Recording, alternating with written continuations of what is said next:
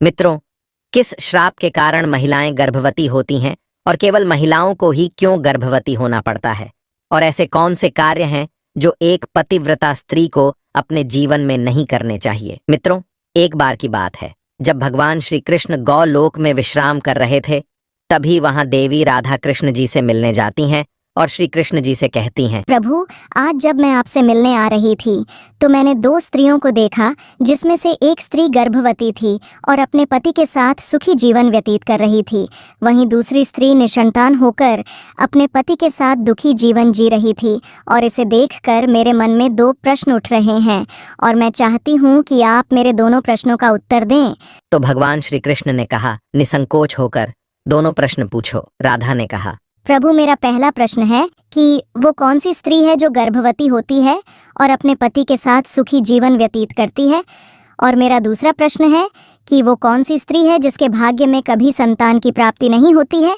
तब भगवान श्री कृष्ण कहते हैं, मैं तुम्हें एक कथा के माध्यम से बताता हूँ कि वो कौन सी स्त्री है जो गर्भवती होती है और उसके भाग्य में संतान की प्राप्ति होती है, और दूसरी वो कौन सी स्त्री है जिसके भाग्य में कभी भी संतान की प्राप्ति नहीं होती है।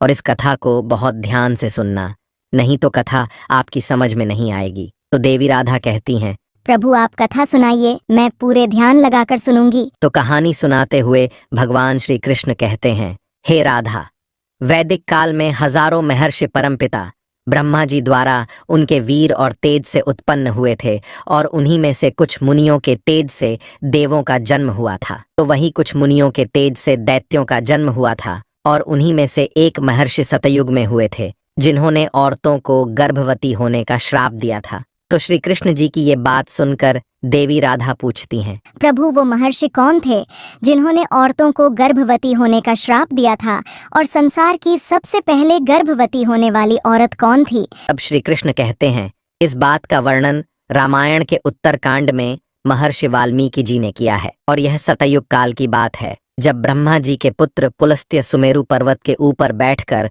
घोर तपस्या कर रहे थे, और तभी वहां से कुछ कन्याएं जा रही थीं, और वे पुलस्त्य को कठोर तपस्या करते देखकर विचलित होने लगी और उनके पास जाकर उनकी तपस्या में बाधा डालने लगी। तभी तपस्या कर रहे पुलस्त्य जी ने क्रोध में आकर उन सभी कन्याओं को श्राप दे दिया कि अब जो भी कन्या उनके सामने आएगी वो कन्या गर्भवती हो जाएगी। और वहां मौजूद सभी कन्याएं पुलस्त्य जी की ये बात सुनकर डरकर वहां से चली गईं। लेकिन एक कन्या को उनके इस श्राप के बारे में नहीं पता था, और एक दिन वो अपनी सहेलियों को ढूंढते हुए पुलस्त्य जी के सामने आ गई। और पुलस्त्य जी उस समय वेदों का पाठ कर रहे थे, और जैसे ही पुलस्त्य जी ने उस कन्या को देखा, वैसे ही उस कन्या पर श्राप का असर होने लगा। तुरंत उस कन्या का शरीर पीला पड़ गया और वो गर्भवती हो गई।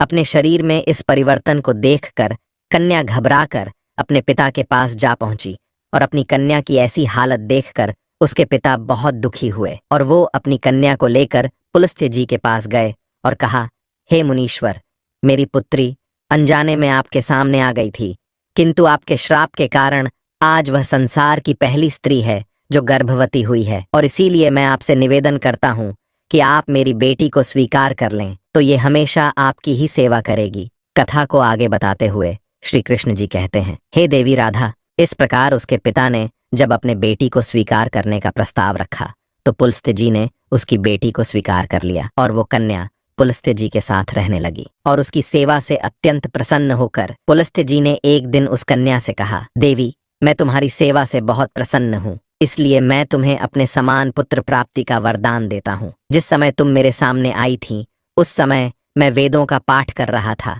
इसलिए तुम्हारा पुत्र वेदों का ज्ञान देने वाला विश्वा के नाम से जाना जाएगा। और कथा को आगे बताते हुए श्री कृष्ण कहते हैं, हे देवी राधा, कुछ समय बाद उस कन्या ने एक पुत्र को जन्म दिया, और जैसा कि पुलस्त्य जी ने कहा था कि तुम्हारा पुत्र विश्वा के नाम से जाना जाएगा, बिल्कुल वैसा ही हुआ, और उसका नाम विश्वामित्र रखा गया।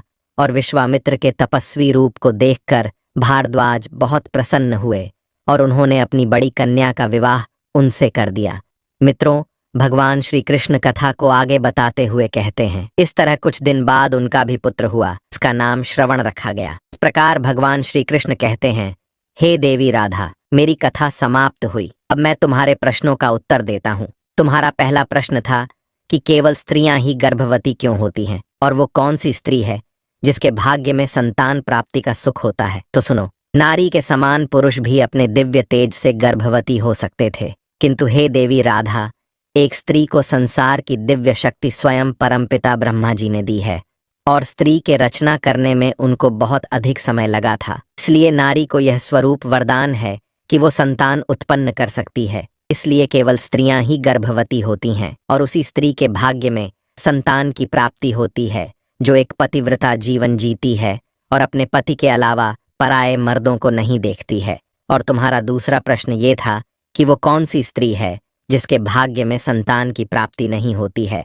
तो वो जो स्त्रियां शादीशुदा होकर भी पराये मर्दों के साथ गलत संबंध बनाती हैं, उनको संतान प्राप्ति नहीं होती है, और यदि संतान प्राप्ति हो भी जाती है तो वो हमेशा दुखी जीवन व्यतीत करती हैं, और उनको अपने जीवन में कभी सुख शांति की प्राप्ति नहीं होती है, और संतान के होते हुए भी वो दुखी रहती हैं। इसीलिए एक शादीशुदा स्त्री